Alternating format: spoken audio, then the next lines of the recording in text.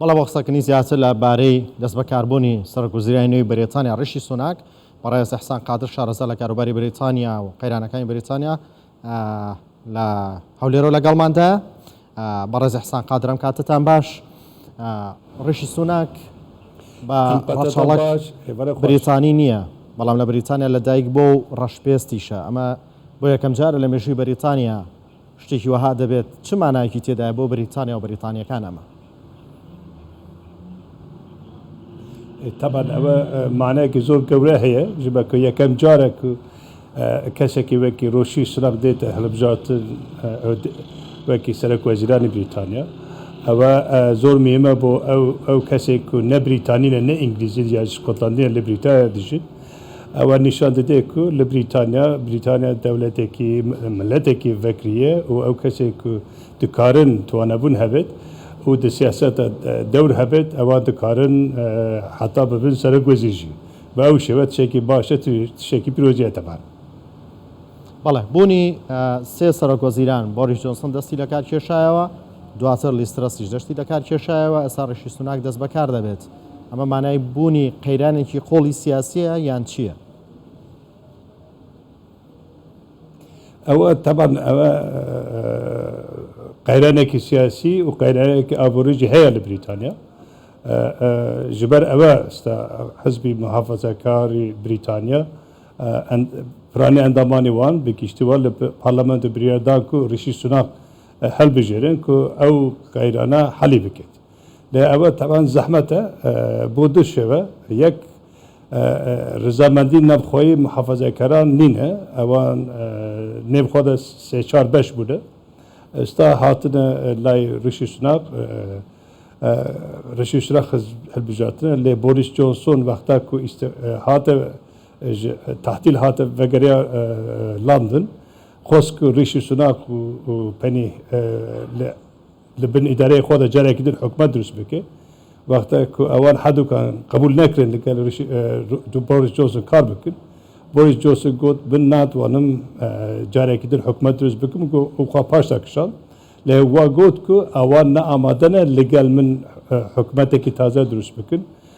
Min wa da bawer dikim ewe nîşanî waya ku dê هەڵبژاردنێکی پێشوەختە لە بریتانیا بێتە کردن و ئەو مەسلەی قارانی سیاسی کریزی سیاسی حەلی بکەێت.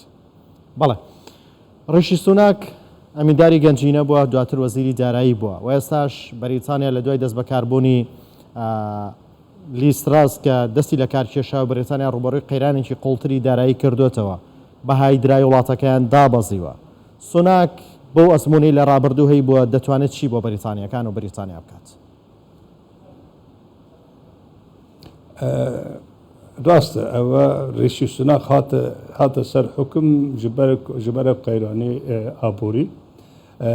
هێویەک هەیە، هەم هێوی بازار، هێوی سەرمایهداران، هێوی بانکان، ئەوان هەمووی هێوی dikin ku ڕیشی سوناک قابنەیەکی فرح بەرفرە و ji ew kesê zana pêk bîne û çareyekî baş بۆ ئەو قەیرانî ku li Brîtanya heye çareser bikit. Lê ewe asan nîne ji ber ku Brîtanya beşeke di şerî mavênî Ukrayna û Rûsya da û hinek muşkile ewe hîn berdewam bêt. Lê ewe hêviyek heye ku weziyet hîn baştirin bibêt. بەڵێ پێتان وایە هیچ پەیوەندیەکەیە لە نێوان ئەو قەیرانە سیاسی و ئابووری لە بریتانیا هەیە لەگەڵ دەرچوونیان لە یەکێتی ئەوروپا؟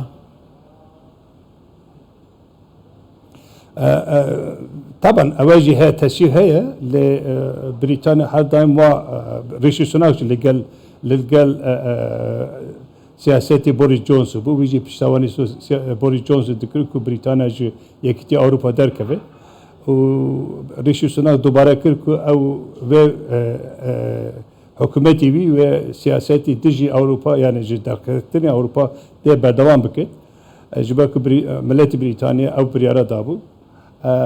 Min wa dibêjim ku Brîtanya wa tesewwür dike ku derketînê wan ji Ewropa firsendekî gewre bo wan çê bikir. Êsta ew teban bo herêmê me jî baş e, bo Kurdistan û bo Iraq jî baş e.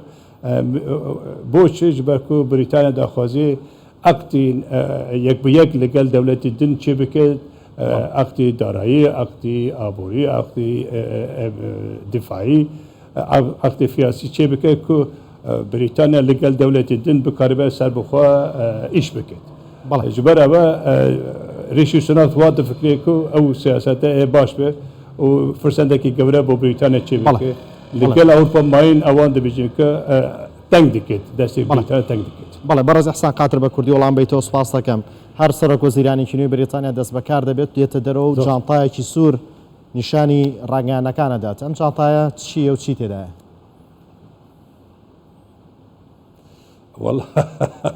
ئەو چانتەیە ئەو تشتێک هێوی هەیە و پێویستی بە ئیمزاکردنی سەرۆک وەزیر هەیە ئەوان هەنە ئەکسەرەتی وان یەک تەبان راپۆرتی ئابوورینە دووەم دیفاعینە علاقەت هەیە بۆدان